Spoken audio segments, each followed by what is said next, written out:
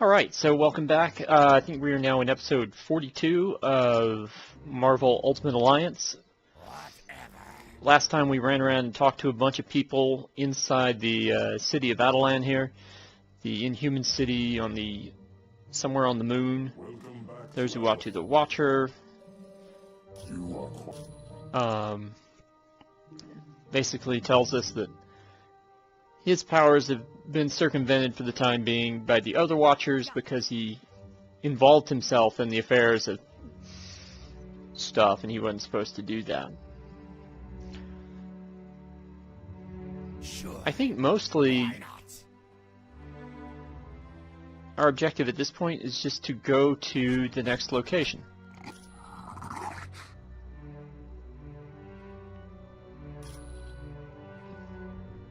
It's for one thing that I like about, there you go, here's Venom petting Lockjaw. Up, there we go, Venom crouching, looking at Lockjaw crouching. But Venom, for the conversation, will stand. And you remember, it's a good indicator of how big Venom is, because they've got him crouched on all fours for most of his appearances, making him more bestial. Called the Muonic Inducer from Galactus, who is presently attacking the Skrull planet. So now we're off to the Skrull planet. With the Skrull? He's not. Galactus is there to consume the planet. Whoa, this dude eats planets? I gotta get a picture of that. He doesn't really eat them. And we're going to go and fight Galactus. Energy he can absorb. One of those devices is the Muonic Inducer. I wouldn't think old I Galactus don't know is gonna be too how. happy with us trying to I mean, steal obviously one the of his Skrulls toys. No, he won't be.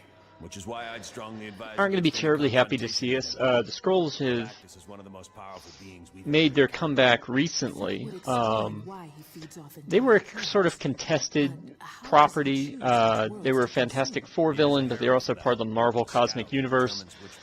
So I think that Marvel Studios is in the sort of situation where they had the rights to the Skrulls, but not the rights to necessarily, not the rights to some aspects of the Skrulls. So I think even though their purchase of a lot of Fox's content is going through as we speak, you know, they kind of had to restrain some of their usage of the Skrulls for the purposes of the Captain Marvel movie. So, you know, we're going to see the Skrull. So we're going to see Skrulls, and we're going to see Skrulls of note, but we're not going to see any of the sort of famous Skrulls, I would think, that fought with the Fantastic Four. We're certainly not going to see the Super Skrull. Well, okay, I say that. At this point, they could have gotten cute and teased something, but it's hard to explain the existence of the Super Skrull without explaining why he would have the powers of a group of people who don't exist in the current Marvel Cinematic Universe. So I'm going back to, no, we're not going to see the Super Skrull.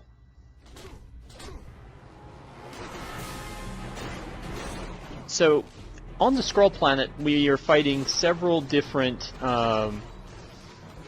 types of villains here, and they're actually fighting each other as well. And that is the troops of Galactus, who I didn't realize had troops, and he might not.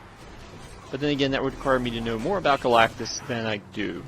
The only thing I know about most of the things I know about Galactus come from sources that don't really help probably flesh out his character that much, like the second Fantastic Four movie, Lego Marvel Superheroes, where the idea that from what I understand about Galactus is that he's a ancient deity who actually predates the origins of the universe, who goes around and destroys things because that's what he does, in a giant human-esque form. And he's attempted to absorb Earth on several occasions and been thwarted, usually by the Fantastic Four, but, you know, I'm not saying that other people can't thwart Galactus. And Galactus has Herald, one person who kind of gets superpowers to guide Galactus around the galaxy and help him do stuff. Probably the most famous Herald of Galactus is the Silver Surfer. whether or not the Heralds of Galactus are volunteers seems to vary. Usually they make some sort of deal. And no Herald of Galactus has stuck around forever. They've all revolted or quit, or Galactus has just sort of changed his mind about having them as Herald.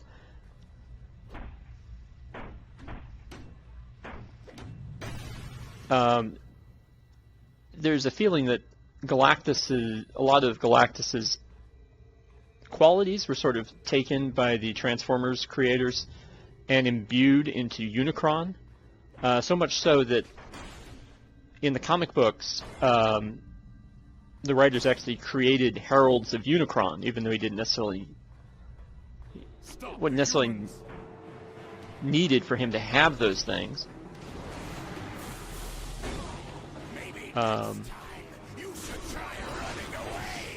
But again, it's another parallel to probably his origins being based off of Galactus.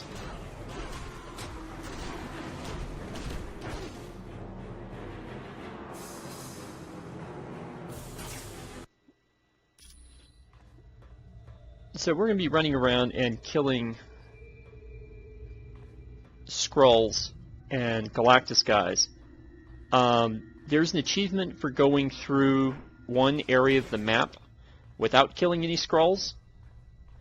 That's kind of the big cityscape area, and we'll get there eventually.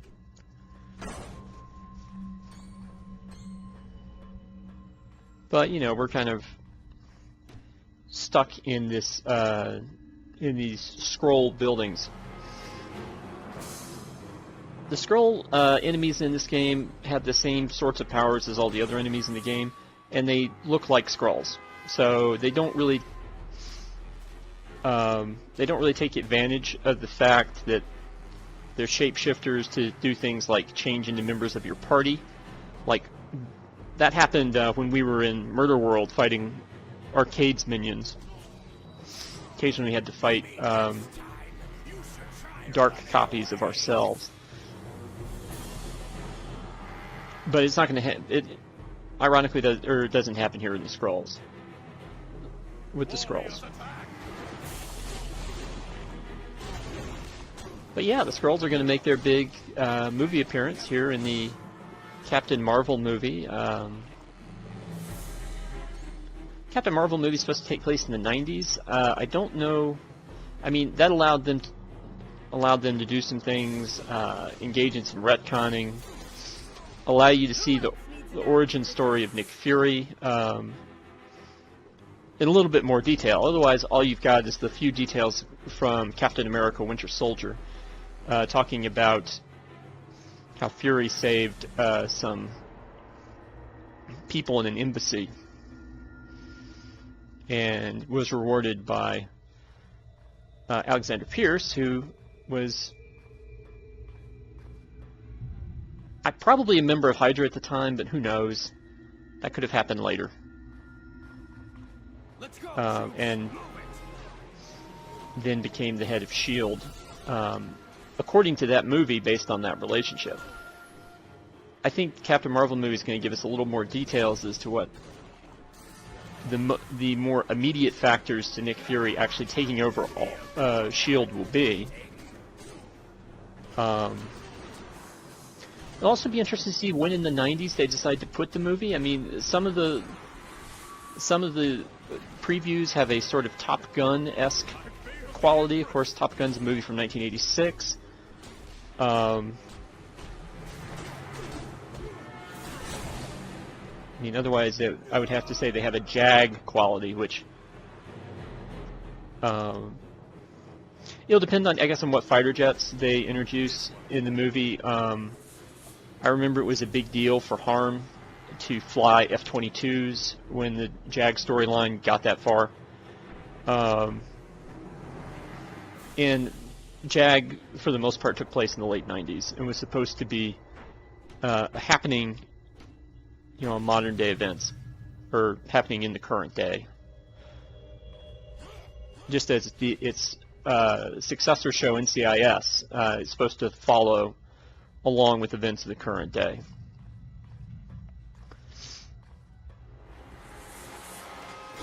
But you know, we're going to get quote quote young Nick Fury. We're going to get quote quote young Phil Coulson. I don't think we're going to get any appearances by Hawkeye or Black Widow, and and again, I just don't know in the timeline when Black Widow and Hawkeye would have joined S.H.I.E.L.D. Hawkeye certainly would have done it before Black Widow did. I mean, Black Widow's birth date was listed as 1984 in the in Captain America: Winter Soldier, which again is also a little bit. Oh, hello. Yeah, Venom got stuck on the wall. Is that true to his powers, or was it a glitch in the game? Who knows? Probably trying to beat up flaming wreckage with Venom is a bad idea, just based on a pure power standpoint. In the symbiote not liking fire and sonics, but you know, I'm going for it. Now we're going to fight our way around this way. But you're going to get Fury, Coulson, maybe too early for Maria Hill. I mean, maybe she'll get recruited at the end of the movie or something like that, or Nick Fury will induct his first,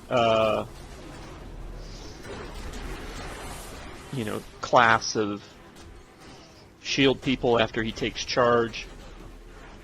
So I'm thinking maybe there'd be a Maria Hill mention in the movie. But like I said, Black Widow, if they're holding to the 1984 birthday, then she's all of 13 years old in 1997, which I find hard to believe because again, she's supposed to be Russian trained, and not just Russian trained, but specifically KGB trained, and I think by the time that she would be old enough even for the ballet school, it wouldn't be the Soviet Union at all. I mean, she would be 13 in 1997. The Soviet Union falls in 91, so she would have been 7. Was she really trained as a assassin and sterilized and whatnot at 6? For her to actually make it in 1990. So I think that they've lied about her age, and I don't think that, and honestly, that wouldn't be terribly surprising. I doubt that Natasha Romanoff has revealed her real age. It'd just be another part of her cover. Because if she really was trained by by the KGB in some fashion, then it would have to be a KGB to do it. So she's going to be. So if they stick to the Captain America: Winter Soldier answer that she is actually born in '84, and that information again came from Zola. But I also don't think there's actually a good record of when she was born. Then she's going to be too young to really contribute anything to this movie. Alright, so we just blew up a bunch of these nodes here that Galactus was sort of using to help suck stuff out of the planet. We also unlocked Venom's Marvel Knights costume, which of course is the more recent, well, I say more recent. Venom has been through several hosts since the Marvel Knights days. But that would be the Mac Gargan costume, and he would have gotten that. This game came out in 2006. He would have had that suit for about a year or two, and Mac the Gargan would have been Venom during the time. So you could argue that when they made the Eddie Brock costume the default Venom, I mean, they were basically going on the popularity of the character here, not really messing with the, not really going time appropriate, but none of these characters' costumes are terribly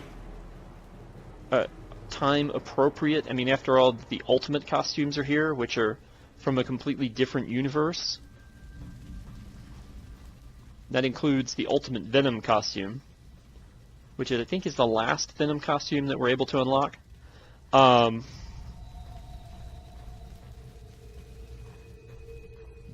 But I guess you can make an argument that they should have started you off with the Mac Gargan suit. And indeed, in the sequel game, they do that. In fact, where there's no real... Venom doesn't have any voice lines in this to suggest that he is anybody in particular. In Marvel Ultimate Alliance 2, he is definitely Mac Gargan.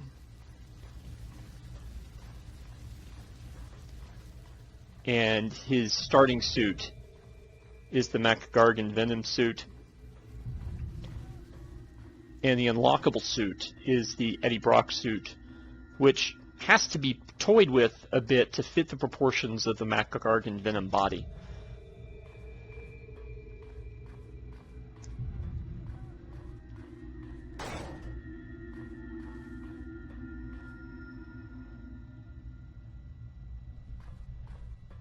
But yeah, we're going to get some early S.H.I.E.L.D. stuff. We're going to get Skrulls, we're going to get Kree,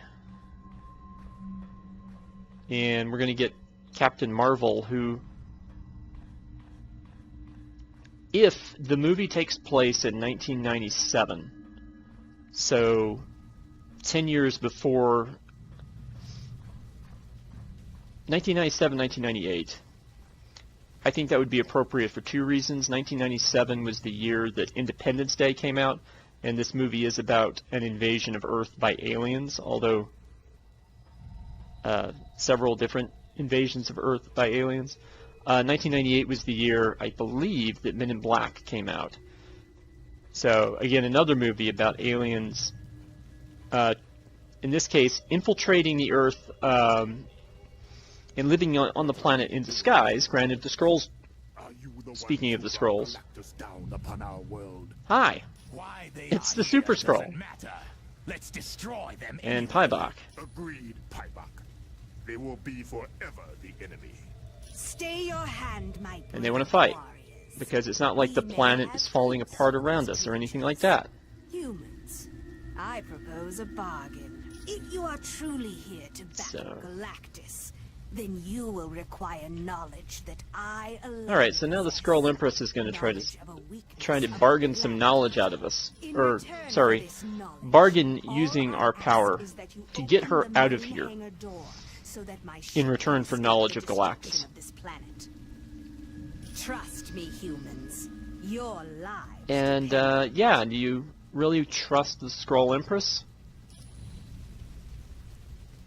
I don't know, but the game kind of forces you to, because now you're given the opportunity to recruit a Skrull to go with you. Biogenetic engineering has granted me Pybok is one of those two Skrulls. He's the one that I know nothing about. But he's also the one who's guaranteed to help you. The Super Skrull, if you choose him, will just kind of ignore you. So that's kind of funny. I guess we should have brought the Fantastic Four just for this one little section so that we could have had them talk to the Super Skrull. I'm sure there's something in that conversation. Or I just have the Skrulls talk to Reed Richards at all. But anyway, we're going to go back to moseying around here.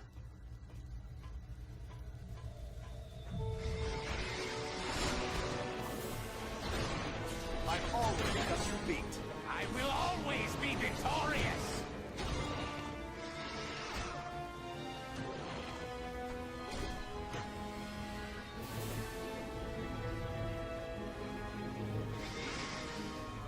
Yeah, it's almost like I have to press a button or something. Maybe like that button on the left-hand side with the arrow. There we go. And it's funny, watching me from like 2 years ago or something. Now this is the first example, I think, of the game getting lazy with its enemy creation. Because not only are we going to run across Skrulls, and not only are we going to run across Galactus's troops, but we're going to run across these Ultron Strikers. Now, if you remember, we defeated Ultron on Asgard. There's no reason for him to have flunkies at this point.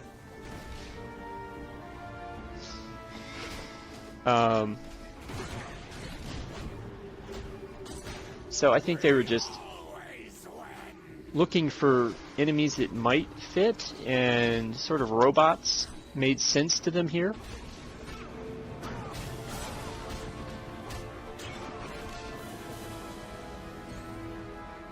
I don't buy the argument that these are Skrulls pretending to be robots. Because that seems like a rather lousy thing to try to pretend to be.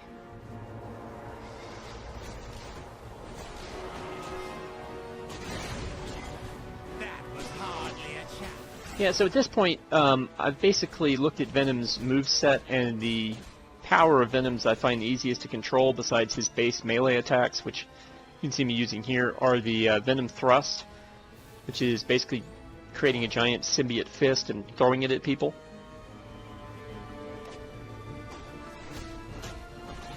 Okay, I don't know where you came from. I swear you weren't there a minute ago.